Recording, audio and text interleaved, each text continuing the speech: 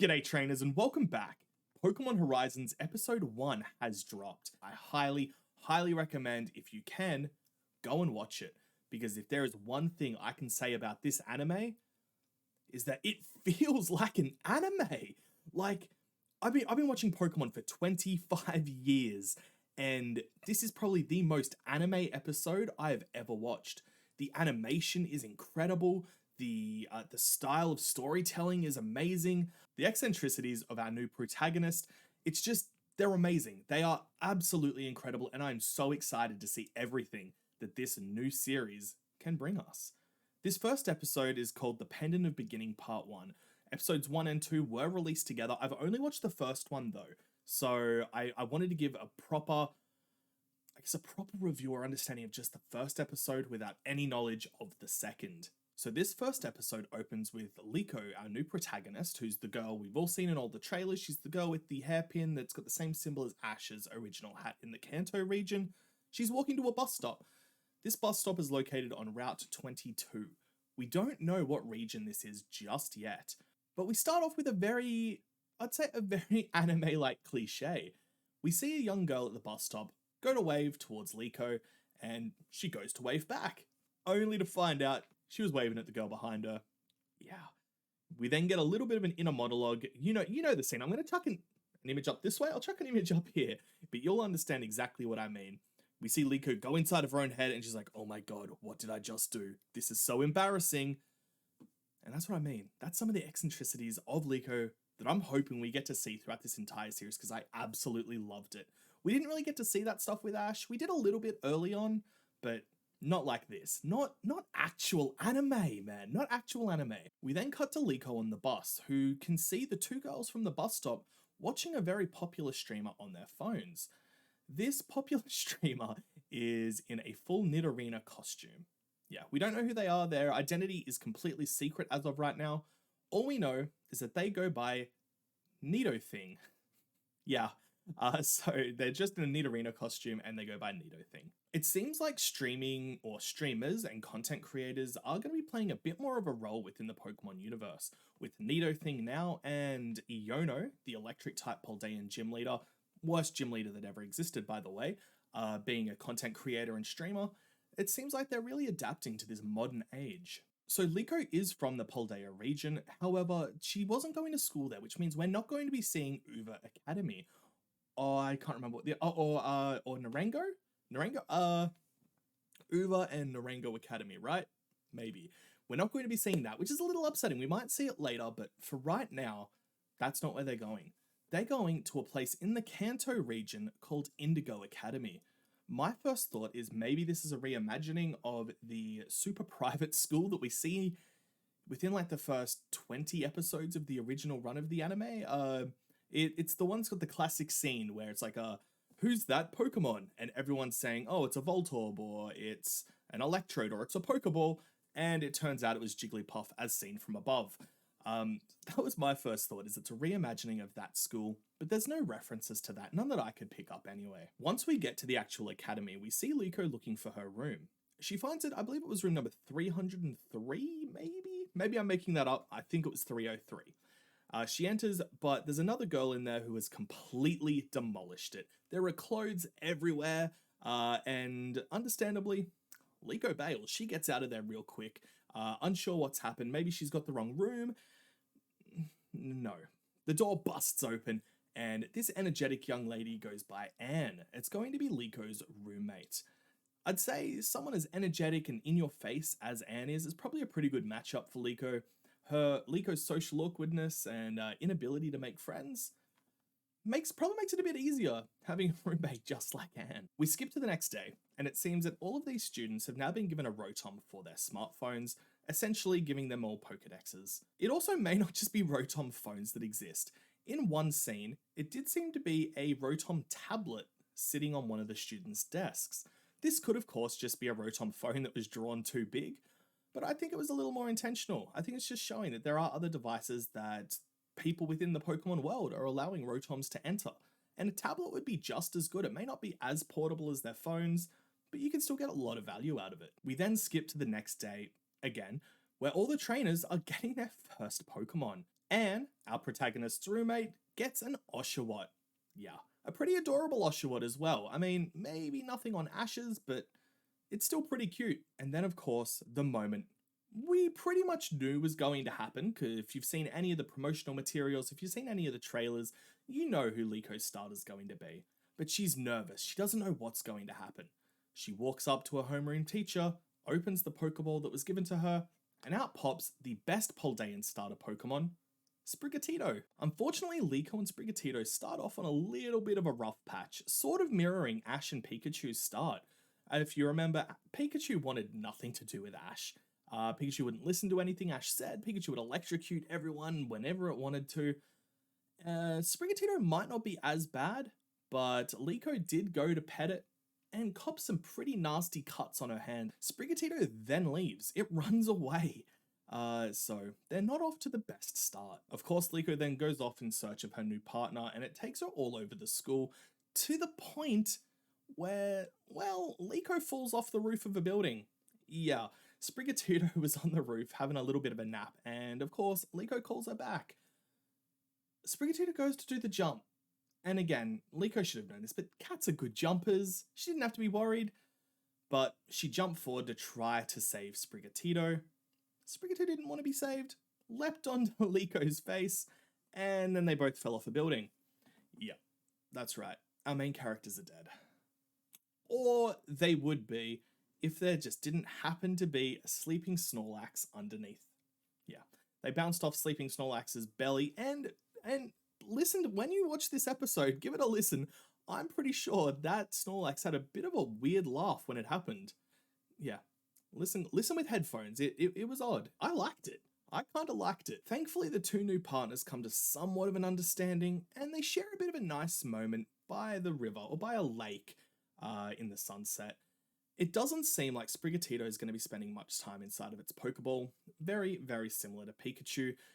Because I don't think we see it in there once. Once released, Sprigatitto is out. It's sleeping on Liko's bed, it's running around, it's just napping everywhere.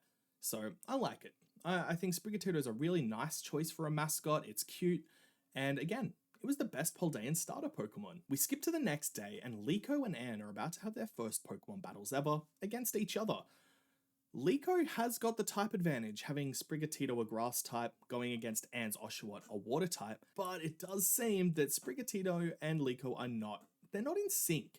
They're not on the same wavelength. We've seen it many, many times throughout the Pokemon series. Sprigatitto just doesn't want to listen to Liko, and they lose the battle. Well, it's called off, but they lost the battle. Liko tried to get Sprigatitto to use Leafage, and it just didn't. It wouldn't. It was a disaster. Liko then spends the next couple of days really working with Sprigatitto, trying to find out what its wants are, the way it likes to work, everything she can do to sort of get them in sync and make them a more effective battling duo. We start to see a bit of progress, but it's still nothing to write home about. We then have a little bit more of a time skip, and it seems like quite a bit of time may have passed because we've now got students going home. Remember, this is a boarding school. This is where they live. It's not just the end of the day. So I'm thinking it might be end of term. So maybe, potentially, it's been upwards of 3 months in that time skip. I'm not 100% sure. Maybe that'll get addressed in the next episode. But we see students going home. Anne asks Liko if she's going back to the Paldea region. Liko says no, her parents are too busy and she's going to stay here and just hold down the fort. After a little bit of a goodbye, she heads back inside and is encountered by a strange man. I think it's pretty clear this guy's a little bit evil, or at the very least a little bit sinister.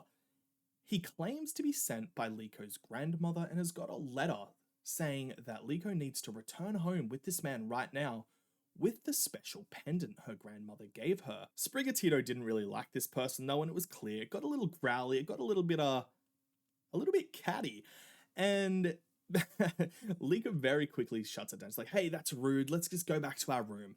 We'll go get it. We'll get ready. Let's get going.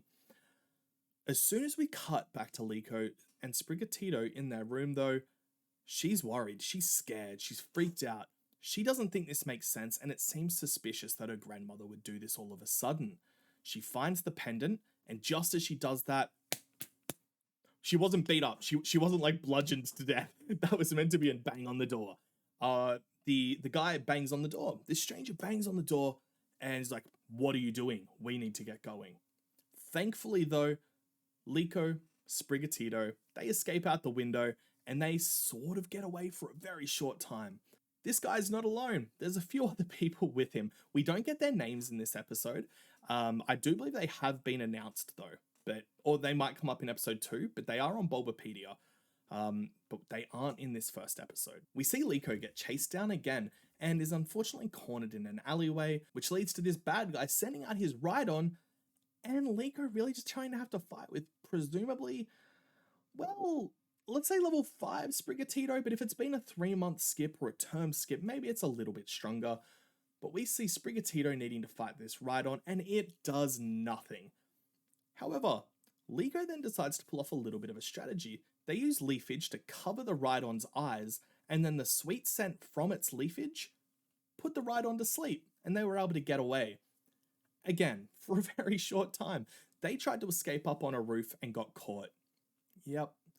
I don't know why people always try to escape on a roof, but it's never a good idea, because where are you going to go? The bad guy is not alone. He's got 2 friends with him, and they are now on the roof, cornering Liko. Until another stranger appeared in what is the coolest anime entrance since Goku landing on Namek all those years ago.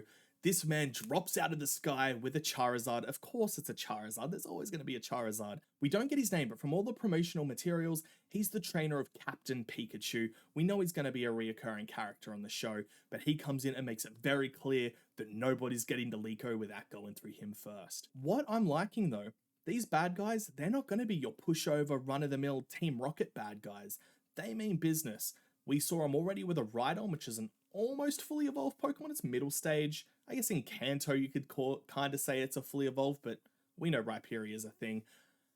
Granted, it was also taken out by Sprigatitto, but they threw out a Ceruledge as well. Ceruledge obviously being the really cool new Fire Ghost. Fire Ghost? Yeah, the new Fire Ghost Pokemon from the Paldea region. And they start an epic battle. I cannot stress this enough. This battle is one of the nicest looking battles in Pokemon. This is an actual anime now. This doesn't look like a westernized cartoon the way most of Pokemon has. This looks like something that all of us weebs are going to enjoy. Us older Pokemon fans are going to love. Us new Pokemon fans are going to love. It looks incredible. The battle between Charizard and Ceruledge was insane. There were Psycho Cuts flying everywhere. It was great. Charizard holds his own throughout this battle, so you know he's not a pushover. Unfortunately, some of these Psycho Cuts are starting to damage the Indigo Academy though, and Liko doesn't like that. She wants to move the battle elsewhere, and for some reason thinks the best way to do that is to jump off the building to another building. Much lower. It's a big drop. She jumps. As she jumps though, a Psycho Cut that was launched and then bit in half by Charizard looked amazing, by the way. Then obviously, so Psycho Blade coming, Charizard chomps, the Psycho Blade splits off and continues to go. One of them goes straight towards Liko and Sprigatitto. Just moments before it just destroys this child, a giant energy barrier appears around her and protects her from all damage. Obviously, this is going to be from the pendant. We know that this is going to be some sort of, it's going to tie in with one of the new DLC Pokemon for Pokemon Scarlet and Violet that will be coming out at the end of this year. It was just great. It was amazing. And that's where the episode ends. This was one of the best season entries to Pokemon I've ever seen. I genuinely was coming into this not expecting to like it. I was thinking it was going to just be really childish the way Pokemon had gotten over the last few years, and I am so unbelievably pleasantly surprised at just how amazing this was. I am 30 years old, and this was peak Pokemon. Like, I've been watching Pokemon since 1997. When did it come out in the West? 97, 98? I've been watching it since then, and I enjoyed it just as much as when I was 6 or 7 years old. If you have not watched this yet, watch it. It is amazing. This is going to be an incredible Pokemon series, and I'm hoping we're going to keep a running tally and we're just going to keep reviewing these episodes as they come out, guys. Honestly, I love the character. We haven't met the other main character. I think his name's Roy. We haven't met him yet. Maybe we meet him in episode 2. But we'll see. We're going to do a review of that shortly. Yeah, let me know down below. What was your favorite part? What are you looking forward to? And how do you feel about Liko as a new protagonist for the Pokemon series? Have a good day.